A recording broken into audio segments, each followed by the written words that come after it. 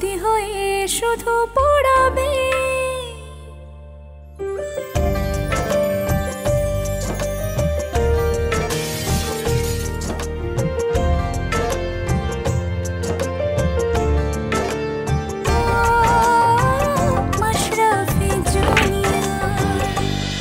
আপনাকে বিশ্বাস হয় যে আমি আমি আয়ানকে মেরে ফেলতে পারি?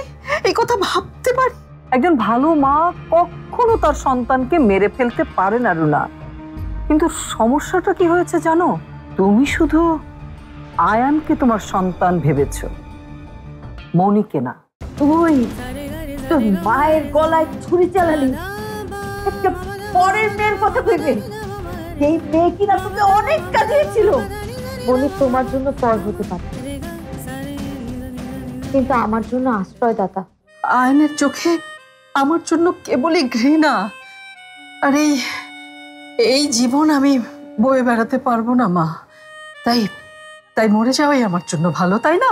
না মানে সেটা ঠিক আছে, কিন্তু এটা তো আর তোমার জন্য নতুন না রুনা। তুমি তো এর আগেও অনেকবার লজ্জায় পড়েছো, তারপরে আবার সেই নির্লজ্জের মতো আবার ফিরেও এসেছো। না মানে আমি সেটা বলতে চাচ্ছি না, আমি আসলে যেটা বোঝাতে চাচ্ছি তোমাকে, এই যে তোমার মনের যে বিক্ষিপ্ত অবস্থা না, এটা কিন্তু স্বাভাবিকতা নয়, এটা এক ধরনের মানসিক অসুস্থতা। তোমাকে তো এটার ভেতর থেকে বেরিয়ে আসতে হবে রুনা। কিন্তু সেটা কি করে মা?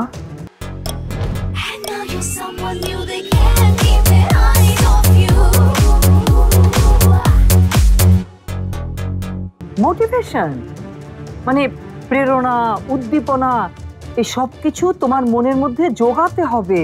আর তার জন্য তোমাকে খুব ভালো একজন সাইকোলজিস্টের কাছে যেতে হবে। আপনি ঠিকই বলেছেন মা। এতদিন আমার মনের সমস্যা নিয়ে না আমার নিজের মনে সন্দেহ ছিল, কিন্তু সত্যিই তো এভাবে হুট করে মরে যাওয়ার সিদ্ধান্তটা আমার মনে তো আসার কথা না। কিন্তু মা, সাইকোলজিস্ট কি পারবে আমার মনের সমস্যাটা দূর করতে? আমি তো শুনেছি অনেকেই সাইকোলজিস্টের কাছে গিয়ে নাকি তাদের মনের সমস্যা আরো দ্বিগুণ বাড়িয়ে ফিরে আসে। কে বলেছে এসব ফালতু কথা? আরে বাইরের মানুষের কথায় কান দিও না তো। তুমি এত বড় একটা চাকরি করছো, এত দায়িত্ব তোমাকে তো মনের দিক থেকে মানে মানসিকভাবে ফিট থাকতে হবে, আর সেটার জন্য তো নিয়মিত একটা চিকিৎসার ব্যবস্থার মধ্যে তোমাকে থাকতে হবে। ঠিক আছে মা, আমি সাইকোলজিস্টের কাছে যাব, কিন্তু এত অল্প সময়ের মধ্যে একজন ভালো সাইকোলজিস্ট পাব কোথায় মা? রুনা, আমি কেন আছি বলো তো? আমি সব ঠিক করে রেখেছি। আমাদের এই ঢাকা শহরের খুব নামকরা সফল মনোবিদ ডক্টর শিশির আলী, তার কাছে যাবে। ডক্টর শিশির আলী? শিশির আলী, হ্যাঁ, এই নামটা কোন বইয়ে যেন আমি পড়েছিলাম। আরে না, এই বইটা তো এখনো লেখাই হয়নি। এগুলি সব তোমার মন গড়া ধারণা। আমি অ্যাপয়েন্টমেন্ট নিয়ে দিচ্ছি, তবে চেম্বারের কাজ এখন একটু বাকি আছে তো, এখন গেলে সমস্যা হবে। তুমি দুপুরের পর চলে যেও। হ্যাঁ, চেম্বারে কিছু কাজ বাকি আছে মানে? ওহ না না না, আমি আসলে মানে ডক্টরকে ফোন করেছিলাম তো, তখন উনি আমাকে বলল যে একটু চেম্বারটা একটু পরিষ্কার করছে আর। কিন্তু মা, আমি তো দুপুরের পরে যেতে পারবো না। আমি এক কাজ করি, অফিস থেকে বাসায় ফেরার পথে চেম্বার হয়ে আসবো। আপনি আমাকে ঠিকানাটা একটু পাঠিয়ে রাখবেন? হ্যাঁ, নিশ্চয়ই। ঠিক আছে।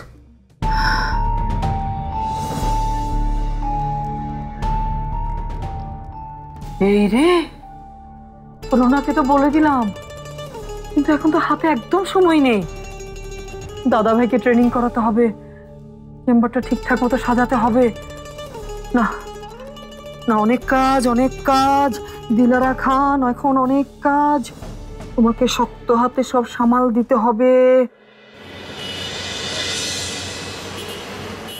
আমরা সবকিছু গুছিয়ে এনেছিলাম। এখন আপনার মেয়ে যদি সাক্ষী প্রমাণ না দিত, তাহলে এতক্ষণে তদন্ত রিপোর্ট আপনার হাতে তুলে দিতাম। এখন ব্যাপারটা একটু ঝামেলারই হয়ে গেল। ঝেড়ে কাশুন। এমন কি ঝামেলা হয়েছে সেটা আমি বুঝতে পারছি না। রেকর্ড করা ভিডিওটা যেহেতু আপনারই, তাই বিষয়টা আমাদের আমলে নিতেই হচ্ছে। আপনার মেয়ে আমাদেরকে হুমকি দিয়ে গেছে, তার প্রমাণ গ্রহণ না করলে সরাসরি বোর্ড সভাপতির কাছে যাবে। মিডিয়াতেও জানিয়ে দিবে বলেছে। আশ্চর্য তো, আশ্চর্য। এখন আমার চাইতে আমার মেয়ের ক্ষমতা বেশি হয়ে গেল, আমার চাইতে আমার মেয়ের গুরুত্ব বেশি হয়ে গেল। ম্যাডাম, এখানে ক্ষমতা কম বেশির ব্যাপার আসছে না। প্রমাণ যেহেতু কমিটির কাছে এসেছে, আমরা এটাকে এড়িয়ে যেতে পারি। আপনারা যদি রিপোর্টে বলেন যে কোনো প্রমাণই পাননি, তাহলে কি সেটা কেউ জানবে? জানতেই পারে। আপনার মেয়ে যদি এই রেকর্ডের কোনো কপি মিডিয়ায় দিয়ে দেয়, তাহলে আমাদের চাকরি না, জীবন নিয়েও টানাটানি লেগে যাবে। এমনিতেই সোশ্যাল মিডিয়ায় আমাদের নিয়ে যে ট্রল হয়, সেটা সহ্য করতে করতে তো আমরা কাহিল হয়ে গিয়েছি। মিডিয়ার যন্ত্রণায় আর বাঁচি না। প্লিজ দয়া করে মিডিয়ার এই রিপোর্টের অভিযোগ থেকে আমাকে সরিয়ে রাখবেন। আজ তাহলে আমি আসি। সরি ম্যাডাম, আপনি যেভাবে বলছেন সেভাবে আমরা সাহায্য করতে পারছি না। মানে কি? ও, সুযোগ পেয়ে আমাকে ব্ল্যাকমেইল শুরু করেছেন না? আচ্ছা আচ্ছা আচ্ছা, ঠিক আছে, বুঝতে পেরেছি। আচ্ছা ঠিক আছে, আজ রাতের মধ্যেই আপনাদের 3 জনের ব্যাংক অ্যাকাউন্টে 2 লাখ 2 লাখ করে পৌঁছে যাবে। খুশি তো? এবার খুশি?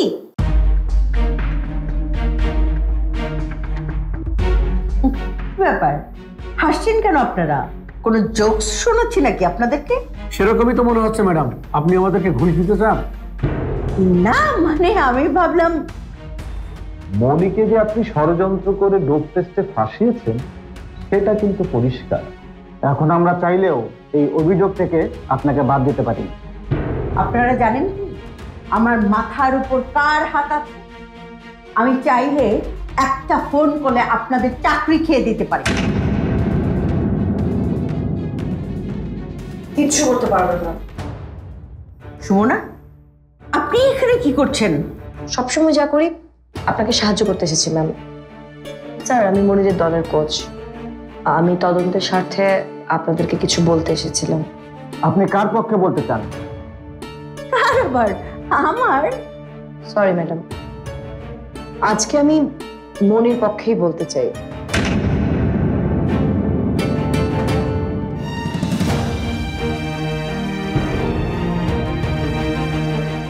স্যার, রাহেলা ম্যাডামই মনিকে সরাতে ষড়যন্ত্র করেছে, আর এটাও সত্য, এটা সাক্ষীও আমি ছিলাম। আসলে স্যার, আমার প্রচন্ড অর্থাভাবের সুযোগও রাহেলা ম্যাডাম পুরোপুরি ভাবে নিয়েছে।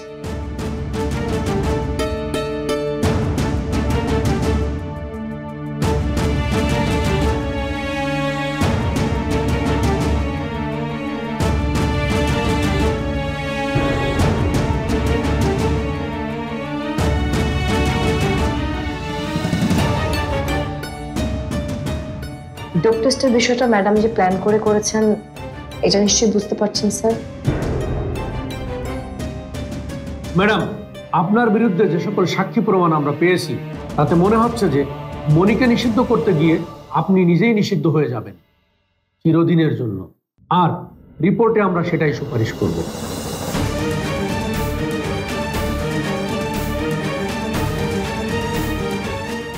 না না, প্লিজ এমনটা করবেন না। চাকরির সাথে সাথে আমার মান সম্মান সবকিছু ধুলোয় মিশিয়ে যাবে। প্লিজ এমনটা করবেন না। Sorry madam.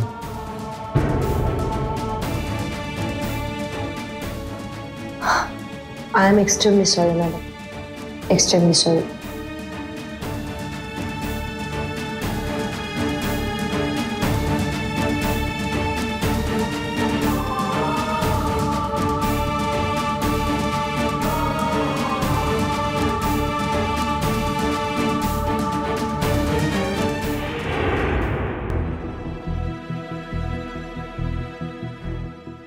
আয়ন, কি সমস্যা? হ্যাঁ, খালামার সাথে এই ব্যাপারটা কেন করলা তুমি?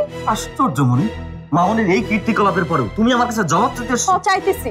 আচ্ছা মানলাম খালামা বিরাট বড় একটা অপরাধ করছে, কিন্তু শত হইলেও সে তোমার মা। আয়ান, তুমি তার সাথে এমন ব্যবহার করতে পারো না।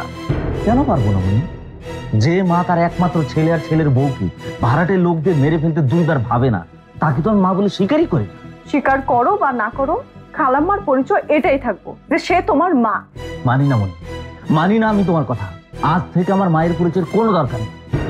আয়ান শান্ত হও, রাগের মাথায় কোনো কাজ করলে সে কাজ ভালো হয় না। আর মানুষ তার জীবনের সব থেকে বাজে কাজগুলো করে রাগের মাথায় আর ঝোঁকের বসে। আমি যে ঝোঁকের বসে বা রাগের মাথায় কথাগুলো বলছি না, সেটা তুমি ভালো করে জানো। মামনিকে এখন আমার কি মনে হয় জানো? মামনিকে তো আমার মানুষই মনে হয় না, মনে হয় মানুষ রূপী ডাইন। ওফ আয়ান চুপ থাকো, এইসব শুনতে খুব খারাপ লাগতেছে। তোমার এত খারাপ লাগছে কেন মনি? না, হঠাৎ করে মামনির জন্য কোত্থেকে তোমার এত দরদ আসলো? আল্লাহর অশেষ রহমতে, তার ইচ্ছায় আর চেয়ারম্যান স্যারের উসিলায় আজ আমরা দুজন একসাথে কথা বলতে পারছি। না হলে মামুনি ও সারাফাতের সাথে হাত মিলে যে প্ল্যান করেছিল, সেটা হলে তোমার সাথে আর আমার জীবনে কোনোদিন দেখাই হতো না। জানি আয়ান, আমি সবই জানি। খালাম্মার উপরে আমার রাগও কম না। খালাম্মা আমারে সরাই দিতে চাইলেও খালাম্মা তোমার কোনো ক্ষতি চায় নাই। তোমার সরাই দেওয়ার প্ল্যান ছিল শরাফতের নিজেরই, আর সেটা খালাম্মা জানতো না। বাচ্চাদের মতো কথা বলো না বলে। আমাকে রেখে তোমাকে সরে দেওয়ার মানে কি? তোমাকে ছাড়া আমার বেঁচে থাকার কোনো মানে আছে বলো? আয়ান তুমি আমার কথাটা বুঝতে পারতেছো না। আমি সব বুঝতে পারছি মনি, আর পারছি বলে তোমার প্রতি আমার প্রচন্ড রাগ হচ্ছে। জানি আমি আগে তোমার খালাম্মার কথাটা বলি নাই বইলা। হ্যাঁ হ্যাঁ, সেজন্যই। কেন কেন বলনি মনি, কেন বলনি? আমাদের ওই চরম বিপদের জন্য মামনি দায়ী ছিল। সারাভাতকে যেদিন পুলিশে ধরিয়ে দিলাম, সেদিন কেন বলনি মামনি ষড়যন্ত্রের জন্যই আমরা দুজন আলাদা হতে বসেছিলাম? কেন জবাব দাও। আমি জানি মনি, কথাটা আমার কাছে গোপন রেখে তুমি মামনির কাছে মহান চেষ্টা করেছো। তুমি মামনির কাছে মহান হতে পারলে আমার কাছে তুমি একজন অপরাধী। কি? আমি অপরাধী? তুমি এটা বলতে পারলা? এমন অন্যায় যে করে আর অন্যায় যে সহে, তব ঘৃণা তাদের প্রিয় সমুদয়। কথাটার মানে বোঝো? অন্যায় যে করে আর অন্যায় যে সয়ে যায়, গোপন রাখে, দুজনের সমান অপরাধ। আয়ান আয়ান আমি ভাবছিলাম যে একটা সময় গেলে আমি তোমার সবকিছু বলবো, কিন্তু কবে জানাতে চেয়েছিলে মনি? কেন তুমি এত বড় সত্যটা আমার কাছে লুকিয়ে রেখেছিলে? আমি তোমাকে এতবার জিজ্ঞেস করেছি, তুমি কেন বলো না? আচ্ছা জানাইলে কি এমন করতা? এই যে ঠিক এমনই তো, মাথা গরম করে রাখতা, আর না হলে খালাম্মার অপমান করতা। আর তখন কি হইতো? তখন তোমার আর খালাম্মার মাঝখানে দূরত্বটা আরো বাইরে যাইতো। আর আয়ান আমি না সেটা চাই নাই। কিন্তু কিন্তু তুমি আমার কথাটা একবারও ভাবলে না মনি? আমার তো নিজের প্রতি ঘেন্না হচ্ছে। দিনের পর দিন আমি এই মামনিকে কতটা শ্রদ্ধা সম্মান করে গেছি। ছি ছি, আমার অফিসের তথ্য চুরি করে মামনি যে নোংরা কাজটা করেছে, সেটা হয়তো আমি ভুলে যেতে পারবো, কিন্তু আমাদের মেরে ফেলার মতো যে ভয়ঙ্কর নোংরা খেলায় মেতেছিল মামনি, সেটা আমি কখনো ভুলে যেতে পারবো না, কোনোদিন না। চাষি কইতো ভবিষ্যতের ভালোর জন্য বর্তমানের কিছু সত্য লুকায় রাখাটা দোষের কিছু না।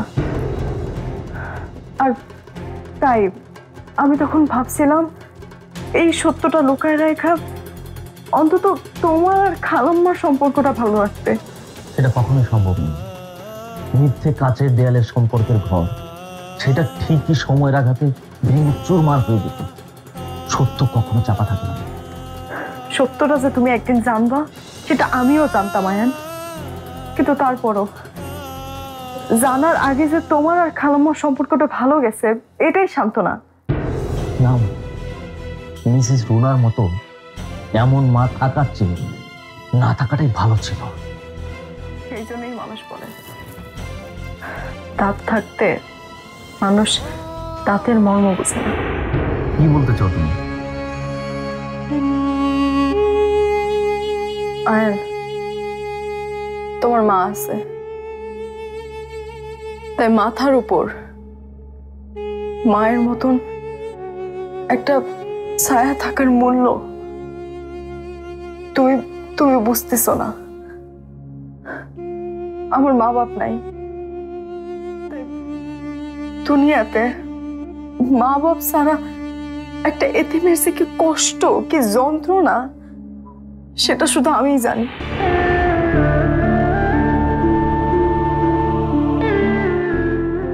আর আমি বলি, মা না থাকাতে তুমি একদিক থেকে ভালোই আছো। সন্তানের জন্য যে মায়ের আশীর্বাদ হয়ে আসার কথা ছিল, সেই মা আমার জীবনে অভিশাপ হয়ে এসেছে। এর চেয়ে ভালো তোমার মতো এতিম হলেও নিজের মনকে সান্ত্বনা দিতে পারতাম। উফ আয়ান, কোনো বইলো না, আল্লাহ নারাজ হইব। মনি, তুমি আর মামুনের হয়ে আমাকে বোঝাতে এসো না। আজকে আমি যা জানলাম, আজকের পর থেকে মামুনিকে আর আগের সে শ্রদ্ধা থেকে বসাতে পারবো না, কোনোদিন না। আয়ান, আয়ান, খালাম্মা অপরাধ করছে আমি মানি, কিন্তু আল্লাহর ইচ্ছায় আমাদের দুইজনের বড় কোনো ক্ষতি হয় নাই তো, তাই না? তাই আমি বলি কি, খালাম্মা যা করছে তার শাস্তি তো পাইছে, তুমি আর তার অসম্মান করো না। আবার আবার তুমি মামুনির হয়ে ওকালতি করছো? তুমি যেই মামুনির হয়ে ওকালতি করছো, সেই মামুনি তোমাকে এই বাড়ি থেকে চলে যেতে বাধ্য করেছে। সেই মামুনি তোমার আমার পবিত্র বিয়ের সম্পর্কটা মেনে নেয়। আমি নিশ্চিত মামুনি এখনো মনে মনে চায় তুমি যেন আমার জীবন থেকে হারিয়ে যাও। তাই মামুনির হয়ে তুমি আমার কাছে যতই সুপারিশ করবে, কোনো লাভ হবে না। অবশ্য আজকের পর থেকে তোমার কোনো সুপারিশই আমি আর শুনব না, কারণ তোমার উপরেই আমার আর কোনো বিশ্বাস নেই। কে জানতো যাকে আমি সবচেয়ে বেশি ভালোবেসেছিলাম এই জীবনে, সেই হবে এত বড় বিশ্বাসঘাতক।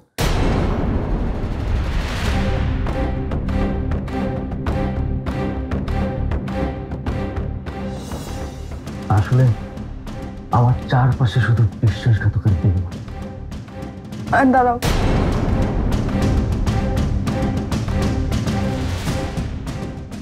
যাওয়ার আগে একটা প্রশ্নের জবাব দিয়ে যাও।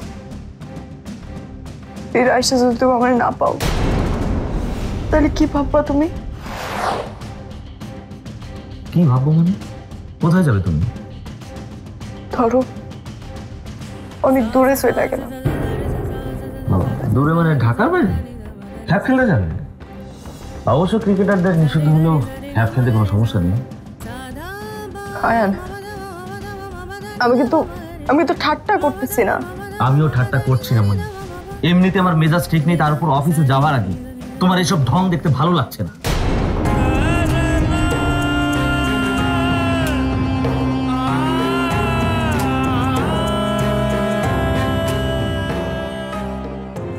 আয়ান, আয়ান এমনি চলে গেল। ওরে তো আমি বাড়িতে যাওয়ার কথাটা বলতে পারলাম না। তাহলে কি ওরে না জানাই আমার বাড়িতে যাইতে হইব? ওনারা রিপোর্ট দিতে দেরি করছেন কেন? তাহলে কি তলে তলে আপোষের চেষ্টা চলছে? রাহেলা বেগম অন্যায়ের সাথে কখনো আপোষ করেনি, করবেও না। ম্যাডাম, আমরা জানতে পেরেছি নির্বাচক হিসেবে কমিটির কাছে বাড়তি সুবিধা পাচ্ছেন, এটা কি সত্য? মোটেই না, কমিটি উল্টো মনিকে বাড়তি সুযোগ সুবিধা দিয়েছে। আমি না নিজের অনেক বোঝানোর চেষ্টা করছি, কিন্তু আমি পারি নাই। এই শহরে থাকার মতন মুখ আমার নাই। আমি কোনো রকমে পালাইতে পারলেই বাঁচি। পালিয়ে যাবে মানে? ঠিক আছে, শহর ছেড়ে না হয় পালিয়ে গেলি, কিন্তু নিজের থেকে পালিয়ে বাঁচতে পারবি তুই?